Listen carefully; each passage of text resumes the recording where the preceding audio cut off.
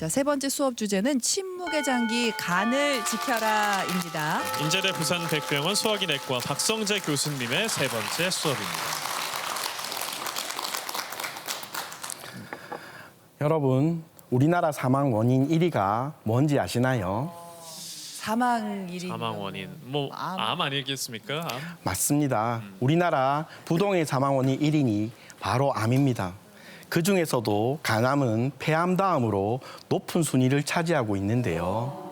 특히 경제 활동이 가장 활발한 40대와 50대에서는 암 사망 원인의 1위를 차지할 정도로 각별한 주의가 필요한 질환입니다. 40, 50대는 높구나. 이렇게 간암 사망률이 높은 이유 중에 하나는 간에 암이 생겨도 뚜렷한 증상이 나타나지 않는 경우가 많아서인데요. 실제로 최근에 저를 찾아오신 환자분도 증상이 없다가 건강검진을 통해서 간암을 발견했던 경우가 있었습니다. 환자분은 평소에 식사도 잘하고 일상생활에도 큰 불편함이 없었는데 B형 간염이 있어서 6개월마다 시행했던 초음파 검사에서 간에 혹이 보인다고 오셨는데요. 추가적으로 CT 검사를 해보니 2cm 정도의 간암이었고요.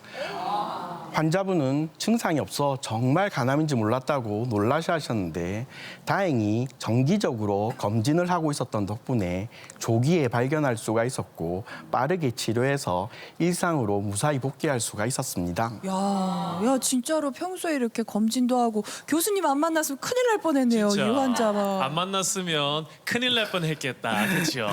뭐 그럴 수도 있는데요. 하지만 간암이 초기에 증상이 거의 없기 때문에 사람들은 어느 날 갑자기 생긴 병이라고 오해하시는 분들도 많은데요. 하지만 간암은 절대 하루아침에 생기는 질환이 아니거든요.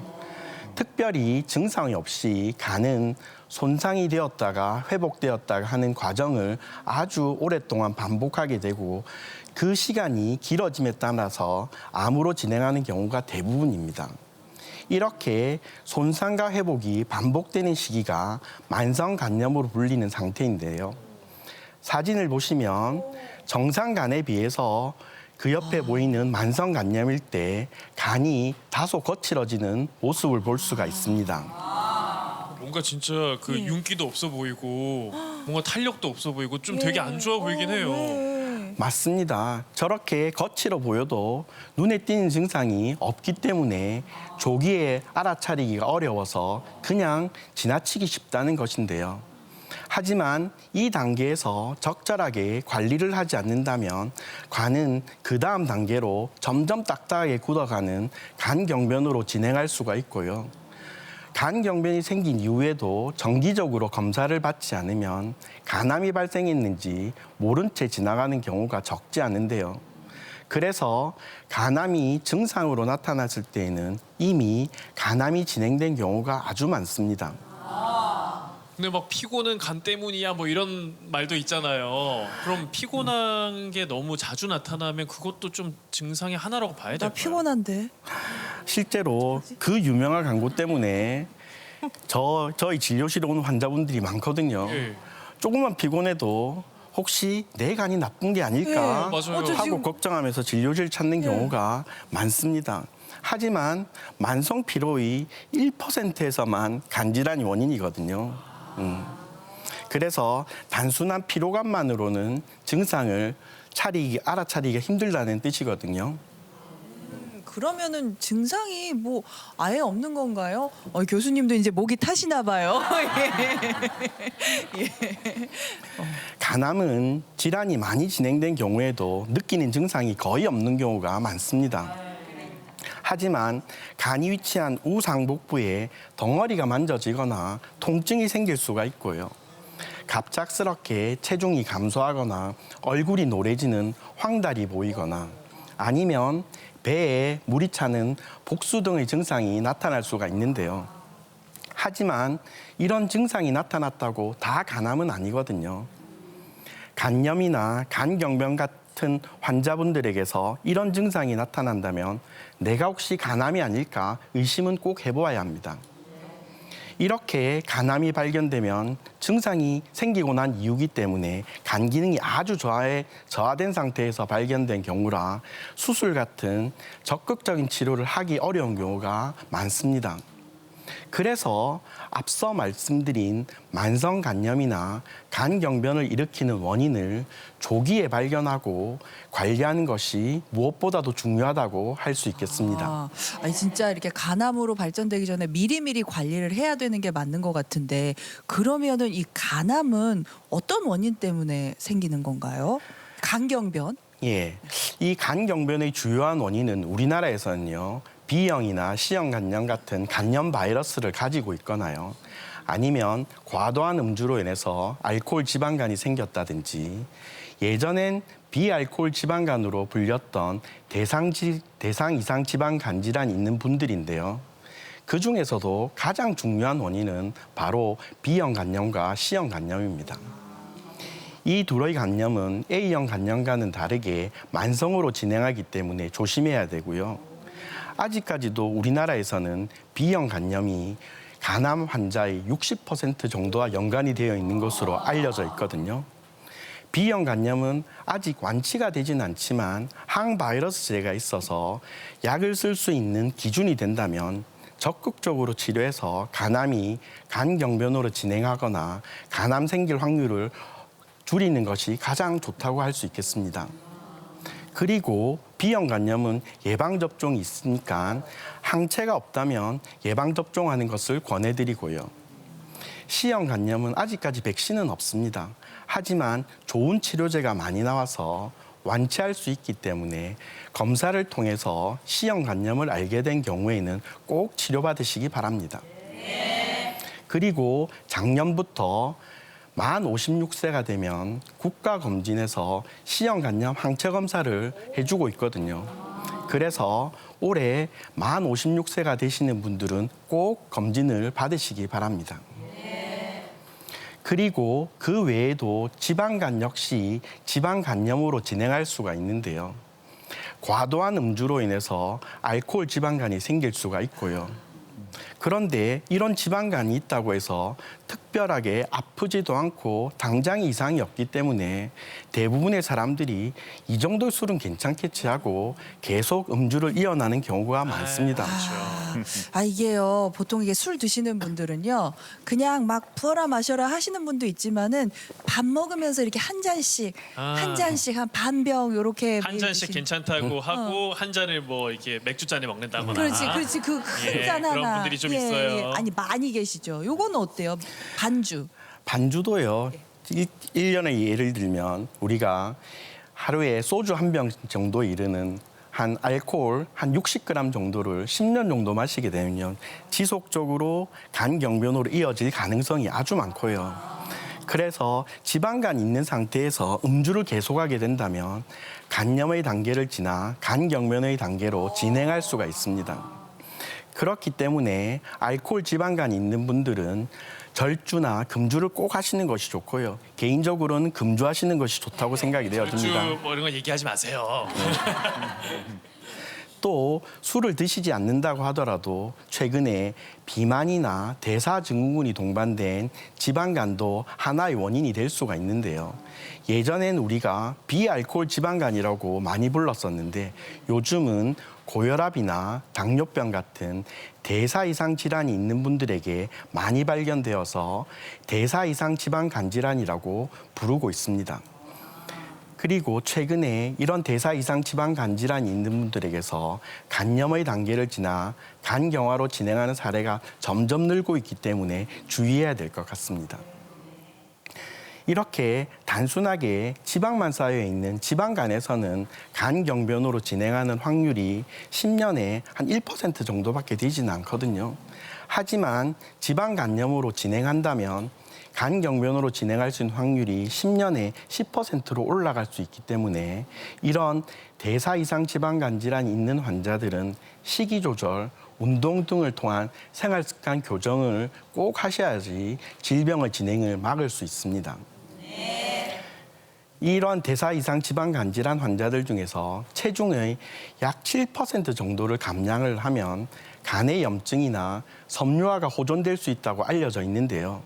그래서 지방간이 있는 분들은 반드시 적절하게 체중 관리를 하시고 혈당, 혈압 조절하는 것이 필요할 것 같습니다. 네, 그러면은 이렇게 관리를 했는데도 불구하고 아니면은 뭐 제대로 못해서 간 경변이 됐다고 하면은요, 사실 진짜 간 경변 됐다 그러면 너무 청천벽력 같을 맞아요. 것 같은데 이거 어떻게 해야 되나? 포기해야 되나? 관리하면은 좀 암까지는 안 발전될 수 있는 건가요? 간경변이 있다는 이야기를 들으면 환자분들이 이제 돌이킬 수 없다며 체념하면서 지내시는 분들이 간혹 있으신데요. 제가 오늘 이 자리에서 간경변 환자분들께 꼭 당부드리고 싶은 것이 있는데요. 이미 아주 손상된 부분을 완전히 정상적으로 돌릴 수는 없더라도 간 기능이 더 나빠지지 않도록 충분히 관리를 할 수가 있거든요. 앞서 말씀드린 간경변증의 주요한 원인을 잘 파악해서 관리하는 것이 중요하다고 할 수가 있겠습니다. 두 번째로는 간경변 환자들에게서는 영양 관리가 중요한데요. 간경변 환자분들은 겉으로 보기에 비슷비슷하게 보여도 간경변 환자의 몸속에는 에너지가 아주 많이 빠르게 소모가 되고 있거든요. 그래서 일반인들보다도 에너지나 단백질 섭취를 20%에서 30% 정도 더 섭취를 하셔야 됩니다. 먹어야 돼. 예. 특히 단백질 섭취를 하는 것이 간 기능 유지에 도움이 되기 때문에 저는 환자분들에게 매 끼니마다 소고기 한심 100g 아니면 닭가슴살 100g, 그것도 아니면 생선 100g, 그것도 드시기 싫으시면 두부 한 모라도 꼭 섭취하시는 걸 권해드리고 있습니다. 두부 한 모요? 예. 상당히 양이 많네요. 한 몸에 한 300kcal. 매 끼니마다 드셔야 됩니다. 매 끼니요? 예. 그 정도로 예. 관리를 많이 예. 해야 된다는 거네요. 그렇습니다. 오. 그리고 마지막으로 한 가지 더 주의해야 될 점은 우리나라에서 간에 좋다고 알려진 건강보조식품이 너무 많다는 건데요. 간이 안 좋다고 하면 너도 나도 간 전문가가 여기저기서 나타납니다. 그래서 특히 주위 사람, 가족들이 이게 간에 좋다더라 하면서 여러 가지 제품을 사서 오시는데요. 실제로 검증되지 않은 제품은 오히려 간에 부담을 줄 수 있기 때문에 의료진과 상의해서 섭취하는 것이 아니라면 임의로 건강식품을 섭취하지 마시고 가능하면 피하시는 것이 좋을 것 같습니다. 그래도 간 경변일 때 이게 증상이 없기 때문에 잘 관리를 못하면 이제 간암이 될 수도 있는 거잖아요. 예. 그러면 미리 검사를 받고 좀 관리를 하는 게 진짜 중요할 것 같아요. 정기적으로. 맞습니다. 우리가 이제 검사를 하는 게 얼마나 중요하냐면요. 최근에 해외에서 살던 65세 남성분이 황달이 생기고 우측에 덩어리가 만들어서 해외에 있는 병원에 가셨는데 이미 간암 말기란 이야기를 듣고 급히 귀국하셨거든요. 환자분은 20여 년 전에 외국에 살기 전에부터 비형간염이 있어서 정기적인 검사를 받아야 된다는 사실은 알고 있었지만 해외다 보니 의료보험 비용도 비싸고 의료비도 부담스러워서 정기적인 검사를 하지 않고 지내시다가 결국에는 간 기능이 크게 저하된 상태에서 간암의 크기가 12cm 정도로 커져 있었고 폐까지 전이되어서 제가 어떤 치료도 해보지 못했던 적이 있습니다. 그래서 앞서 말씀드린 대로 이미 증상이 나타난 경우에는 간이 아주 많이 나빠진 상태이기 때문에 수술 같은 적극적인 치료를 하기 어려운 경우가 많거든요. 그래서 간암의 고위험인군들은 반드시 정기적인 추적 검사를 받으시는 걸 권해드립니다. 네. 그러면 간암은 진단을 어떻게 해야 될까요? 간암은 주로 영상 검사를 통해서 진단할 수가 있는데요. 초음파를 통해서 간암이 의심된다면 CT나 MRI 같은 영상 검사를 통해서 진단할 수가 있는데요. 두 가지 검사를 다 할 필요는 없지만 만약 CT 검사에서 명확하지 않다면 MRI까지 찍어야 할 수도 있고요. MRI를 찍어서도 명확하지 않으면 조직 검사가 필요할 수도 있습니다. 그리고 환자분들이 가끔씩 그럼 얼마마다 검사를 받아야 되나요? 이렇게 물으시는 분들이 있거든요. 비형 간염이 있거나 어떤 원인에 의해서든 간 경변이 있다면 적어도 6개월에 한 번씩은 간 초음파 검사와 알파 태아단백 같은 종양 표지자 검사를 받으시는 게 좋고요. 검사는 화면에 보시는 것처럼 혈액을 뽑아서 알파 태아단백 수치를 확인하는 것인데요. 이것은 진단에 꼭 필요한 검사법은 아니지만 이 수치의 변화를 통해서 치료 효과를 평가할 수 있고 재발 여부를 확인할 수도 있습니다. 그래서 간 경변이 더 진행된 경우에는 초음파 검사만으로 확인하기 어려운 경우가 많거든요. 그럴 때는 주치의와 상의해서 주기적으로 CT 검사를 받으시는 것이 좋을 것 같습니다. 네, 알겠습니다. 자, 그럼 마지막으로 강연 마무리해 주시죠. 예. 제가 오늘 말씀드린 내용 중에서 3가지 정도는 꼭 기억을 해주셨으면 좋겠습니다. 먼저 간 경변이 있다고 치료를 포기하지 마시고요. 네. 원인을 잘 관리하고 꾸준히 치료하면 질병의 진행을 늦추고 상태를 안정적으로 유지할 수 있고요. 2번째는 간경변 환자분들께서는 영양 관리를 잘 해주시길 부탁드립니다. 충분하게 식사를 잘 하시고 단백질 섭취하시면 도움이 될 것입니다.